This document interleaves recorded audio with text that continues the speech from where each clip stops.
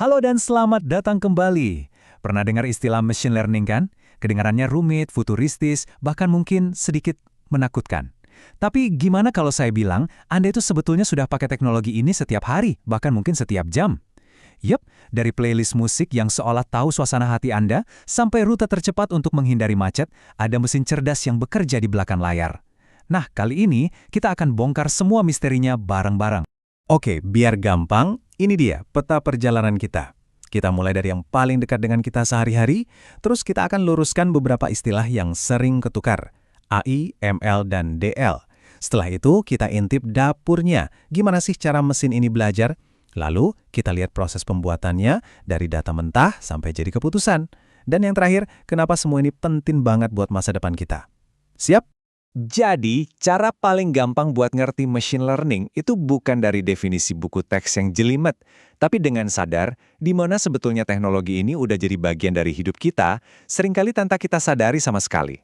Coba deh pikirin, playlist mingguan di Spotify yang rasanya kok pas banget sama selera kita. Atau waktu lagi belanja online, tiba-tiba muncul rekomendasi barang yang emang lagi kita cari. Atau bahkan rute yang disaranin aplikasi ojek online pas lagi macet-macetnya. Nah, itu semua bukan sihir, itu adalah algoritma machine learning yang terus-menerus belajar dari setiap klik, setiap lagu yang Anda putar, dan setiap perjalanan Anda, untuk memberikan pengalaman yang super personal. Oke, sekarang mari kita perjelas sesuatu. Sering banget kan kita dengar istilah artificial intelligence, machine learning, dan deep learning dipakai gantian? Sebetulnya, ketiganya itu berhubungan erat, tapi nggak sama. Anggap aja kayak boneka Matryoshka dari Rusia itu loh, satu di dalam yang lain. Jadi, yang paling luar, yang paling besar itu adalah Artificial Intelligence atau AI. Ini adalah payung besarnya. Idenya sederhana. Gimana caranya kita bikin mesin yang bisa melakukan hal-hal yang biasanya butuh kecerdasan manusia. AI itu mencakup semuanya, dari yang paling simple sampai yang paling kompleks. Nah, di dalam payung besar AI tadi, ada satu pendekatan yang sangat powerful, namanya machine learning atau ML. Disinilah letak keajaibannya. Daripada kita menulis jutaan baris kode aturan jika maka secara manual, kita cukup kasih mesinnya data yang banyak. Biarkan dia belajar dan menemukan polanya sendiri. Kuncinya di sini adalah belajar dari data. Tabel ini ngerangkum semuanya dengan jelas. AI itu konsep besarnya. ML itu salah satu cara untuk mencapai AI, yaitu dengan belajar dari data. Lalu deep learning atau DL itu apa? Nah, ini adalah bagian yang lebih spesifik lagi di dalam ML, yang terinspirasi dari cara kerja otak kita. DL ini jagoan banget untuk tugas-tugas super kompleks kayak kenalin wajah di foto atau menerjemahkan bahasa secara real-time. Pertanyaan berikutnya, gimana persisnya sebuah mesin itu belajar? Ternyata ada 3 metode utama. Biar gampang, kita pakai analogi aja. Ada yang belajarnya kayak murid yang punya guru, ada yang kayak detektif yang nyari petunjuk sendiri, dan ada yang kayak gamer yang belajar dari menang kalah. Nah, sebelum kita bedah satu-satu, ini intinya. Perbedaan paling mendasar di antara ketiganya adalah jenis data dan umpan balik yang diterima si mesin. Simpelnya, apakah dia dikasih kunci jawaban atau harus cari tahu polanya sendiri dari nol? Yang pertama, supervised learning. Ini persis kayak kita belajar buat ujian pakai flashcard. Mesin dikasih lihat pertanyaan, misalnya gambar kucing, dan sekaligus dikasih jawaban yang benar, yaitu label ini kucing. Proses ini diulang ribuan kali dengan data yang berbeda, sampai akhirnya mesinnya pintar dan bisa ngenalin gambar kucing baru yang belum pernah dia lihat sebelumnya. Makanya, metode ini cocok banget buat tugas klasifikasi dan prediksi.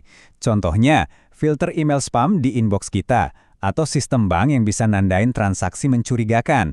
Kenapa? Karena kita punya banyak banget data historis, di mana hasilnya atau kunci jawabannya udah kita tahu. Oke, sekarang yang kedua, unsupervised learning. Bayangin sekarang mesinnya itu kayak seorang detektif. Dia dikasih sekotak besar barang bukti yang campur aduk, tanpa ada label atau petunjuk sama sekali. Tugas dia adalah menemukan pola tersembunyi, mengelompokkan bukti-bukti yang mirip, dan mencari struktur dari kekacauan data itu sendirian. Kekuatan utamanya ada di penemuan. Misalnya, sebuah toko online bisa pakai ini untuk menemukan segmen-segmen pelanggan baru berdasarkan kebiasaan belanja mereka. Sesuatu yang mungkin nggak kepikiran oleh tim marketing. Atau bisa juga untuk mendeteksi ancaman siber dengan cara mencari aktivitas jaringan yang polanya aneh dan nggak biasa. Dan yang ketiga, ini yang paling seru, reinforcement learning. Ini cara belajar yang paling mirip dengan kita, manusia, atau bahkan hewan. Coba-coba. Bayangin sebuah komputer program yang lagi main game. Dia nggak dikasih tahu cara mainnya. Dia cuma dilepas gitu aja. Kalau dia ambil keputusan yang bagus, dia dapat hadiah atau poin. Kalau keputusannya jelek, dia dapat hukuman atau poinnya dikurangin. Tujuannya cuma satu, memaksimalkan total hadiah yang dia dapat. Ini udah masuk ke ranah teknologi canggih. Inilah yang jadi otak di balik AI yang bisa ngalahin juara dunia catur, atau robot yang bisa belajar jalan sendiri, bahkan sistem mobil otonom yang harus bikin ribuan keputusan kecil setiap dekiknya di jalanan yang rame. Semuanya tentang belajar dari akibat dan konsekuensi. Oke, kita udah tahu konsep dan cara belajarnya. Sekarang, mari kita sedikit lebih teknis. Gimana sih para developer itu mengubah semua teori ini jadi sebuah model machine learning yang benar-benar bisa dipakai di aplikasi? Ternyata ada alur kerjanya yang jelas. Prosesnya ini sebetulnya sebuah siklus yang nggak pernah berhenti. Dimulai dari langkah paling krusial, ngumpulin dan ngeberesin data. Ini bahan bakarnya. Data kotor akan menghasilkan model yang jelek. Setelah datanya bersih, baru deh modelnya dilatih untuk belajar pola. Kalau udah lulus dari pelatihan, modelnya diuji dulu pakai data baru untuk mastiin dia beneran pinter, bukan cuma menghafal. Lolos ujian, baru deh modelnya diterapkan atau dideploy. Tapi tugasnya belum selesai. Model harus terus dipantau kinerjanya karena dunia berubah, data baru masuk, dan mungkin modelnya perlu dilatih ulang. Nah, setelah kita tahu cara kerjanya yang cukup kompleks, mungkin ada yang bertanya, so what? Selain bikin aplikasi kita jadi lebih keren, apa sih dampak nyatanya buat ekonomi, buat industri, dan buat kita semua di masa depan? Coba deh kita lihat angkanya. Ini bukan angka yang kecil. Pasar machine learning global diproyeksikan akan bernilai lebih dari 300 miliar dolar AS. Angka sebesar ini bukan cuma nunjukin sebuah tren, tapi sebuah pergeseran fundamental tentang bagaimana bisnis dijalankan, bagaimana penyakit didiagnosis, dan bagaimana masalah-masalah kompleks dipecahkan. Hampir semua industri bakal kena dampak. Tentu saja, pertumbuhan ekonomi yang masif ini langsung berbanding lurus dengan peluang karir. Permintaan untuk talenta-talenta di bidang ini lagi tinggi-tingginya dan kompensasinya juga sangat kompetitif.